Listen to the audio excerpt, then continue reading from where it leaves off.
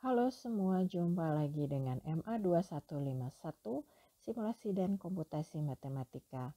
Saya Rinovia Simanjuntak dan kali ini kita akan membahas mengenai bab 4, Sistem Dinamik dengan Interaksi, terutama mengenai model pemangsa-mangsa atau mungkin yang lebih dikenal dengan Predator-Prey model. Pemangsaan itu terjadi kalau ada suatu spesies yang kita sebut pemangsa mengkonsumsi spesies lain yang kita sebut mangsa. Beberapa contoh dari pemangsaan, misalnya konsumsi tupai oleh elang, atau konsumsi daun tomat oleh ulat, atau cacing memperoleh makanan dari mamalia yang ditinggalinya. Nah, ini merupakan satu faktor penting dalam populasi di suatu komunitas. Jadi selain kompetisi yang kita sudah pelajari dalam video sebelumnya.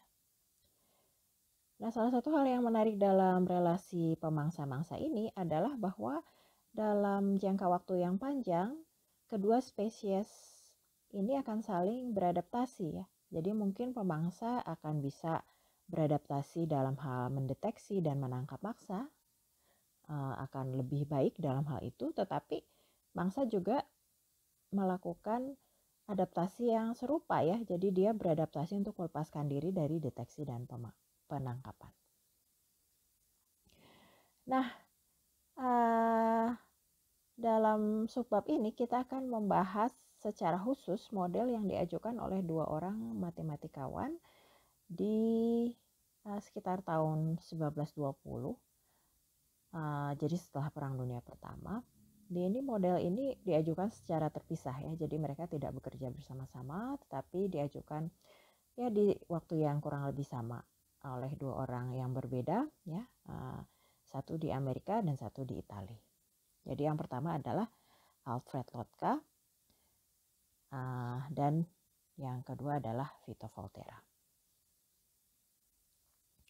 Jadi kita akan memisalkan bahwa pemangsa kita adalah elang dan mangsa kita adalah tupai. Ya, jadi kita akan memandang suatu daerah yang dihuni oleh populasi elang dan tupai tersebut. Kemudian tentu saja semua model memiliki asumsi yang menyederhanakan, dan ini asumsi yang paling menyederhanakan adalah bahwa elang hanya memburu tupai, jadi tidak binatang lain. Dan kemudian diasumsikan juga tidak ada binatang lain yang memakan tupai di daerah tersebut.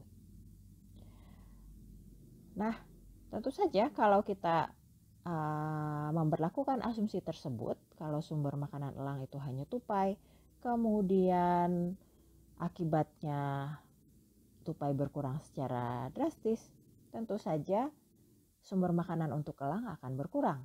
Dan demikian populasi elang akan berkurang juga pada saat itu. Nah, kalau populasi elang sudah berkurang, apa yang terjadi pada populasi tupai? Ya tentu saja akan meningkat. Ya. Jadi dengan asumsi yang digunakan oleh Lotka dan Volterra ini, Anda akan bisa membayangkan akan ada naik turun ya antara populasi elang dengan populasi tupai secara bergantian. Oke, untuk membangun model ini ada beberapa hal yang akan kita tanyakan ya, yang nanti tentu akan berguna untuk membangun persamaan diferensialnya. Yang pertama adalah apakah interaksi pemangsa-mangsa memiliki implikasi langsung terhadap kelahiran atau kematian dari mangsa? Implikasi langsung ya. Tentu saja interaksi pemangsa dan mangsa, ya pemangsa akan mengakibatkan kematian ya tentu saja daripada mangsa ya apabila terjadi proses pemangsaan tersebut ya. Jadi jawaban untuk pertanyaan ini adalah kematian tentunya. Kemudian kalau kita melihat model interaksi yang sudah kita bahas di video sebelumnya, yaitu model interaksi kompetisi, apakah kematian mangsa bisa dilihat sebanding dengan variabel lain? Ya. Ya, di model kompetisi kita lihat bahwa kematian mangsa itu, ya, jadi kematian suatu spesies itu bergantung pada hasil kali ya daripada populasi spesies tersebut dengan populasi spesies yang satunya, betul ya? Ya, jadi karena akan saling mempengaruhi ya. Jadi di sini dengan berdasarkan model interaksi kompetisi, kita bisa melihat bahwa kematian mangsa itu sebanding dengan populasi mangsa dan populasi pemangsa.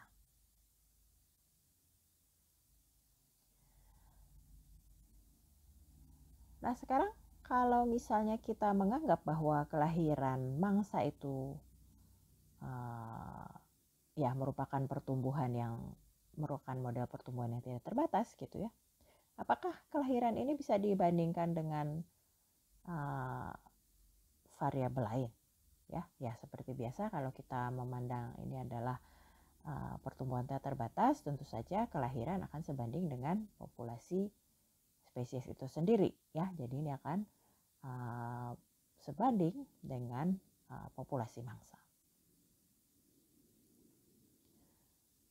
Nah, sekarang interaksi pemangsa-mangsa itu menguntungkan atau merugikan untuk pemangsa ya?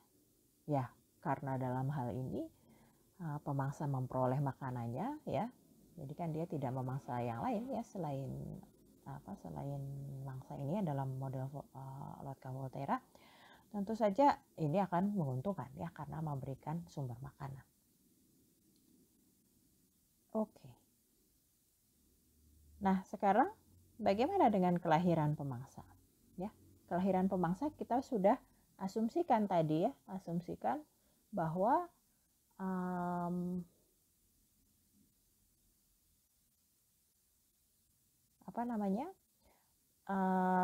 pada saat mangsanya bertambah, tentu saja makanan bertambah ya, sehingga akan mempengaruhi kelahiran dari pemangsa ini ya. Dengan demikian selain dipengaruhi oleh banyaknya pemangsa sendiri,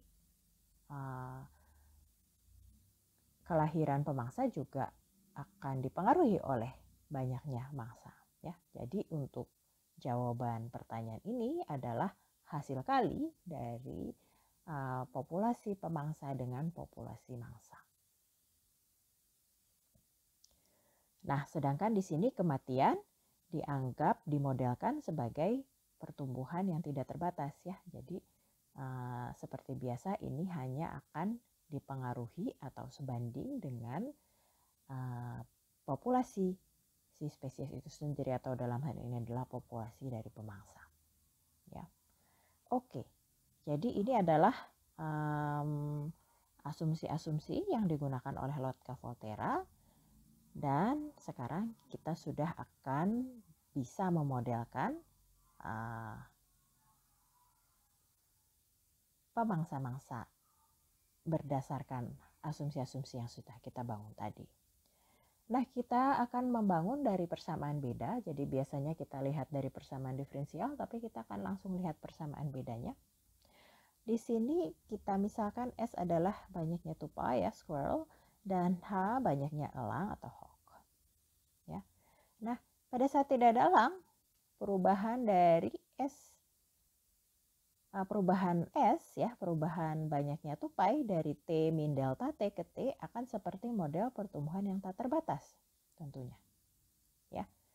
Jadi kalau kita lihat di sini delta S-nya ya, yang adalah ST min delta T, tentu saja itu adalah apa?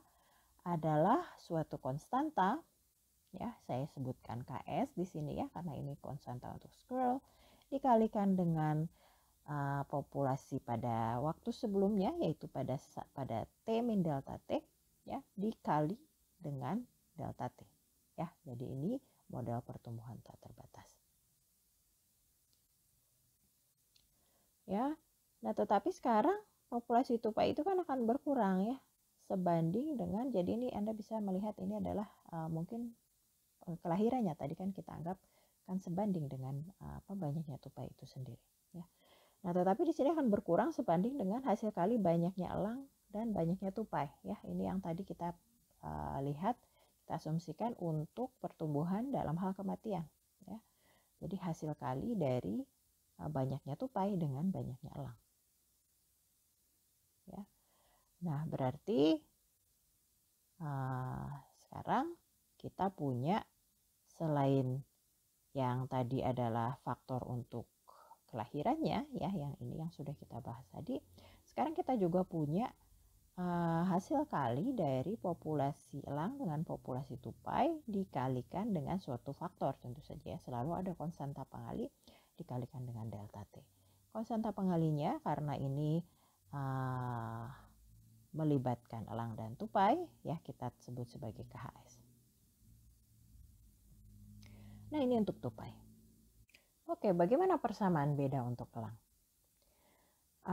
Tadi kita sudah menjawab beberapa pertanyaan ya mengenai kelahiran elang, kemudian kematian elang, dan kita lihat di sini bahwa kelahiran elang itu dipengaruhi oleh hasil kali antara populasi tupai dengan populasi elang, ya.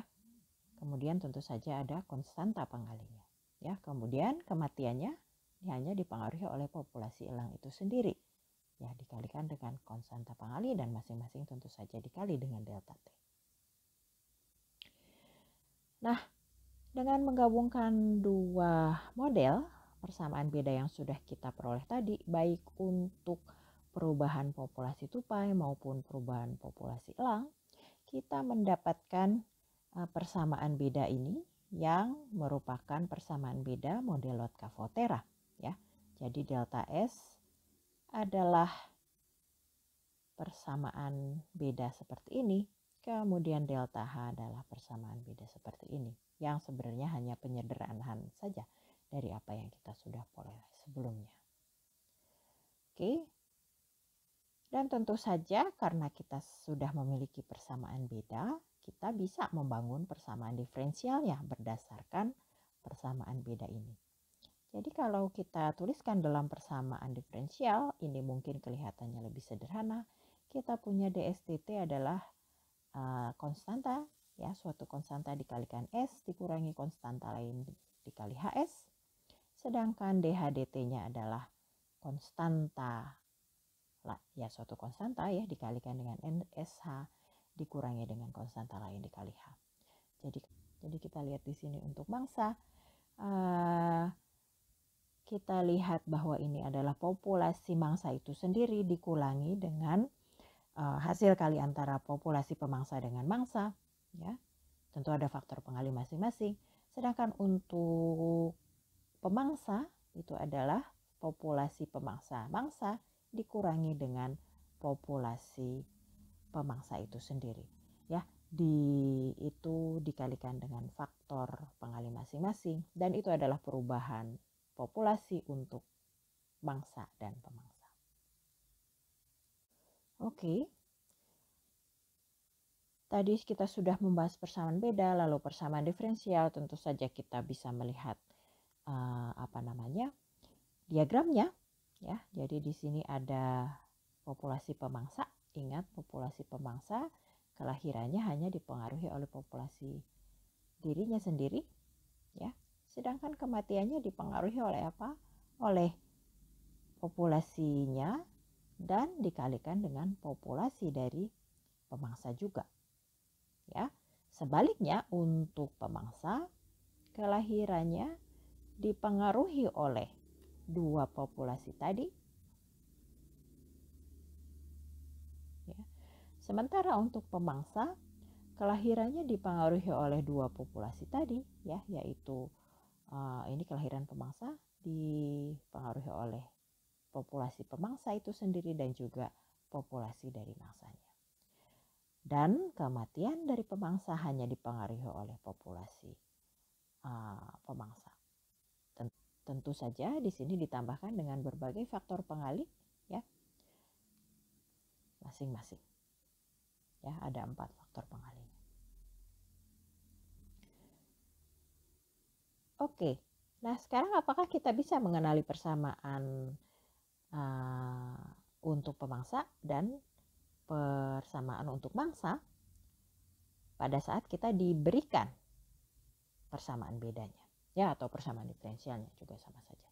Dalam hal ini kita diberikan persamaan beda, kemudian kita punya di sini delta X adalah demikian ya, dengan kondisi awal 100, kemudian delta Y ada sekian dengan kondisi awal 15. Nah, sekarang mana yang memberikan kita perubahan pemangsa? Ingat, kalau perubahan pemangsa itu kelahirannya dipengaruhi oleh dua populasi ya. Jadi populasi kedua spesies. Kalau begitu, yang delta Y inilah yang merupakan model perubahan untuk pemangsa ya, karena kita lihat ini dipengaruhi oleh hasil kali dari populasi dua spesies. Ya. Oke. Nah, sekarang bilangan mana yang merupakan predator birth fraction ya. Predator birth fraction tadi kita sudah memutuskan bahwa delta Y adalah persamaan beda untuk pemangsa ya. Kalau begitu birth fraction-nya adalah yang ini ya. Betul ya, jadi jawabannya yang D. Kalau prey-nya ya, kalau prey-nya berarti persamaan yang satu lagi ya. Prey-nya yang ini ya, birth fraction yang ini tentu saja. Jadi di mana pilihannya yang A? Kemudian bilangan mana yang merupakan predator death proportionality constant. Jadi faktor kematian daripada pemangsa. Pemangsanya tadi yang Y, faktor kematiannya tentu saja yang ini. Jadi mana? 1,00. Kemudian bilangan mana yang merupakan prey death proportional constant. Jadi kalau kita lihat di sini kematian mangsa adalah yang ini. Mana? Ya, ini ya, yang ini. Dengan konstanta 0,02. Ya. Konstantanya 0,02 ya, bukan minus 0,02 ya, karena persamaan bedanya sudah merupakan pengurang. Nilai awal dari populasi predator ya, atau pemangsa ya, yang ini ya. Populasi awal dari prey yang ini ya. Oke. Jadi kita bisa mengenali ya, kalau diberikan persamaan beda, mana yang merupakan model perubahan pemangsa dan mana yang merupakan model perubahan mangsa. Oke. Nah, dengan mempergunakan nilai awal, kemudian konstanta yang sudah kita lihat dalam persamaan yang tadi ya, yang persamaan ada di slide sebelumnya, kita bisa melakukan simulasinya tentu saja ya, melakukan simulasinya dan nanti bisa diperoleh simulasi yang demikian ya. Ini saya ambil simulasi yang dilakukan di buku ya, delta T-nya ya kita tidak tahu ya, tetapi ini yang simulasi yang dilakukan. Jadi dimulai dari awal 100, kemudian 15 ya, Anda akan lihat karena di sini pada awalnya ya, baik pemangsa maupun mangsa akan mengalami pertumbuhan dalam populasi ya. Ya, jadi di sini karena kita punya pemangsanya mangsanya masih bertumbuh, tentu saja pemangsanya juga akan bertumbuh populasinya. Dan ini akan bertumbuh dengan cepatnya. Ini sudah cukup banyak, ada 62 pemangsanya. Kemudian dia akan berlipat ya menjadi 280, tapi pada saat dia mengalami pelipatan populasi ini tentu saja akan banyak memakan mangsanya ya, jadi mangsanya akan berkurang ya, maka saya akan berkurang, makin lama makin berkurang. Tetapi seiring dengan pengurangan mangsa, tentu saja pemangsa juga akan mengalami kekurangan sumber makanan, dia juga akan berkurang ya, dia Italia akan bahkan berkurang ini ke sini ya. Nah, tetapi tentu saja seiring dengan berkurangnya pemangsa, populasi mangsa ini akan bertambah ya. Jadi mungkin akan lebih jelas dalam bentuk grafiknya ya. pemangsa yang dalam garis tidak terputus, sedangkan mangsanya dalam garis yang terputus. Ya, jadi ini pada awalnya sama-sama naik, ya. Kemudian pemangsanya pada saat naik sekali di sini ya. Nah, di sini sudah mulai terjadi penurunan, ya. Kemudian akibat ini menurun, pemangsanya juga menurun dan seterusnya. Ya, turun terusin mengikuti si mangsanya turun, ya. Nah, tapi begitu dia mulai naik lagi, nah dia juga akan naik, tetapi ada pergeseran selang waktunya. Ya, jadi di sini kita dapatkan setelah populasi tupai meningkat, populasi elang juga meningkat. Setelah jumlah tupainya menurun, ya populasi elang juga menurun, dan ini akan menjadi siklus yang berulang. Ya, dan Anda lihat dari dari grafiknya, tentu saja Anda melihat ini, wah ini periodik ya, periodik. Ya, kalau dia periodik, berapa kira-kira periodenya ini? Kapan terjadi perulangan? Mungkin bisa mulai di sini ya, yang kira-kira agak serupa dengan sini. Jadi dia sekitar bulan kelima mungkin. Ya. Oke, yang sekarang kita akan lihat di sini adalah grafik antara pemangsa dengan mangsa, ya. Jadi kita lihat di sumbu Y-nya adalah untuk pemangsa, sedangkan di sumbu X-nya adalah untuk mangsa, ya. Nah, jadi kita akan lihat di sini pada awalnya tentu saja pemangsa dan mangsa akan sama-sama membesar ya. Jadi pemangsa akan membesar, ya. Pemangsa membesar tentu saja arahnya ke atas, mangsa juga akan membesar ya ke arah kanan tentu saja, ya. Nah, tetapi ada suatu saat di mana kemudian pemangsanya itu sudah terlalu besar ya, sehingga dia akan mengurangi jumlah mangsanya, ya. Jadi walaupun di sini grafiknya masih bergerak ke atas, artinya apa? Artinya si pemangsa masih membesar populasinya, tetapi kita lihat di sini mangsanya sudah mengalami pengurangan populasi ya, dia bergerak ke kiri mengalami pengurangan populasi, ya, dan seterusnya ya. Kita lihat ini mangsanya makin lama makin berkurang, tetapi pemangsanya makin lama makin bertambah. Tapi ada suatu saat di mana di sini sudah sedikit sekali mangsanya ya, jumlah mangsa sudah sedikit, akhirnya pemangsa berkurang lagi, ya, berkurang. Dan ini kita lihat sama-sama berkurang, akhirnya sama-sama berkurang. Nah, tetapi di sini kemudian tentu saja kalau populasi pemangsa sudah sangat kecil ya, di sini sudah sangat kecil ya, nanti populasi mangsanya akan bertambah lagi, begitu ya, dan seterusnya. Jadi dia akan membentuk suatu siklus, ya, akan membentuk suatu siklus yang tentu saja tidak berupa suatu lingkaran sempurna ya, tapi bentuknya seperti ini. Ya. Nah, kalau kita menggambarkan untuk berbagai berbagai kondisi awal, ya. Jadi di sini yang tadi kita punya adalah 15 dengan 100 ya, yang digambarkan dengan grafik yang hitam. Kalau kita ganti di sini misalnya pemangsanya 75, mangsanya 125 dan seterusnya, kita ganti-ganti ya. Kemudian di sini ada yang di mana pemangsanya lebih banyak daripada mangsanya pada awalnya ya. Kita bisa melakukan simulasi yang serupa untuk masing-masing kondisi awal, dan kita akan lihat bahwa tetap terjadi siklus ya, tetapi dengan jangkauan siklus yang berbeda-beda ya. Ada yang lebih besar, ada yang lebih kecil dan seterusnya, dan bentuknya juga berbeda-beda ya. Ada yang hampir menyerupai elips sempurna begitu. Oke, nah ini fakta sejarah yang cukup menarik ya, yang bisa kita lihat sebagai yang bisa kita jelaskan gitu ya dengan mempergunakan model Volcker-Pottera ya. Jadi ini di China ya, pada saat revolusi budaya ya, itu sekitar tahun akhir 50-an begitu ya. Nah, di sini di sana diberikan aturan bahwa semua sparrow ya, ini sparrow burung apa ya, sparrow itu ya suatu jenis burung lah ya, untuk dibunuh begitu ya. Kenapa? Karena mereka memakan banyak hasil panen, ya.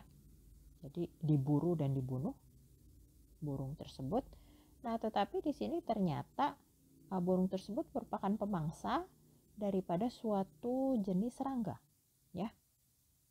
Ya, karena pemangsanya dibunuh oleh faktor lain, ya, oleh manusia.